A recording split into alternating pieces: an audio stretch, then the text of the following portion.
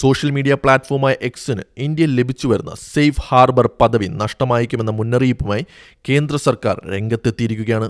പ്രമുഖ മാധ്യമപ്രവർത്തക റാണ അയ്യൂബിന്റെ ചില പോസ്റ്റുകൾ നീക്കം ചെയ്യുന്നതിൽ വരുത്തിയ വീഴ്ചയാണ് കേന്ദ്ര സർക്കാരിനെ ഇത്തരത്തിലുള്ള നിലപാടിലേക്ക് എത്തിച്ചത്. എന്താണ് ഈ വിവാദം?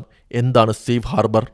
ഡൽഹി ഹൈക്കോടതിയിലാണ് കേന്ദ്ര സർക്കാർ ഈ സുപ്രധാന നിലപാട് അറിയിച്ചത്. 2013-നും 2017-നും ഇടയിൽ റാണ അയ്യൂബ് പങ്കുവച്ച 6 ട്വീറ്റുകളാണ് നിലവിലെ വിവാദത്തിന് ആധാരം. ഈ ട്വീറ്റുകൾ ഹിന്ദു ദൈവങ്ങളെ അധിക്ഷേപിക്കുന്നതാണെന്നും വിനായക് ദാമോദർ സവർക്കറെയും ഇന്ത്യൻ സൈന്യത്തെയും അപകീർത്തിപ്പെടുത്തുന്നതാണെന്നും ആരോപിച്ച് അമിതാഭ് സച്ദേവ് എന്ന വ്യക്തി നൽകിയ ഹർജിയിലാണ് കോടതി നടപടികൾ നടക്കുന്നത്. ഈ പോസ്റ്റുകൾ നീക്കം ചെയ്യണമെന്നാവശ്യപ്പെട്ട് കഴിഞ്ഞ വർഷം സെപ്റ്റംബറിലും ഡിസംബറിലും ഡൽഹി പോലീസ് എക്സിന് നോട്ടീസ് നൽകിയിരുന്നു. കൂടാതെ 2025 ജനുവരിയിൽ ഒരു വിചാരണ കോടതി റാണ അയ്യൂബിനെതിരെ FIR രജിസ്റ്റർ ചെയ്യാൻ ഉത്തരവിടുകയും ചെയ്തു. എന്നാൽ ഈ ഉത്തരവുകളോ നോട്ടീസോ പ്ലാറ്റ്ഫോം ഗൗരവമായി എടുത്തില്ല എന്നാണ് സർക്കാർ വാദിക്കുന്നത്. ഇവിടെയാണ് സേഫ് ഹാർബർ പദവി എന്ന നിയമപരമായ ആനുകൂല്യം ചർച്ചയാകുന്നത്.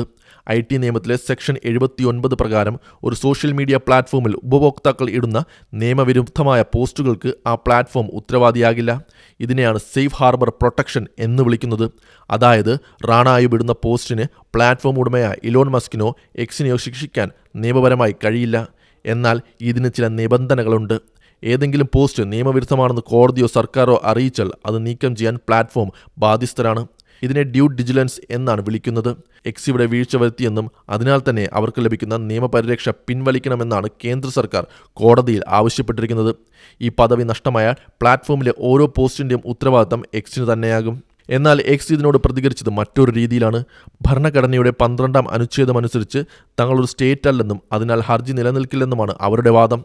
കേന്ദ്ര സർക്കാരിൻ്റെ IT നിയമത്തിലെ 69A വകുപ്പ് പ്രകാരം പോസ്റ്റ് ബ്ലോക്ക് ചെയ്യാനുള്ള നടപടിക്രമങ്ങൾ പാലിക്കണമെന്നും അല്ലെങ്കിൽ പോസ്റ്റിട്ട വ്യക്തിയോട് അത് നീക്കം ചെയ്യാൻ ആവശ്യപ്പെടണമെന്നും എക്സ് കോടതിയിൽ പറഞ്ഞു. ജസ്റ്റിസ് പുരുഷേന്ദ്ര കുമാര കൗരവ് അധ്യക്ഷനായ ബെഞ്ചാണ് കേസ് പരിഗണിക്കുന്നത്. വിഷയം ഗൗരവമുള്ളതാണെന്ന് നിരീക്ഷിച്ച കോടതി റാണ അയ്യൂബിന് മറുപടി നൽകാൻ 2 ആഴ്ചത്തെ സമയം അനുവദിച്ചിട്ടുണ്ട്. കേസ് മെയ് 19 വീണ്ടും പരിഗണിക്കും. ഇന്ത്യയിലെ IT നിയമങ്ങൾ കൂടുതൽ കർക്കശമാക്കുന്നതിൻ്റെ സൂചനയായാണ് ഈ നടപടിയെ നിയമവിദഗ്ധർ കാണുന്നത്.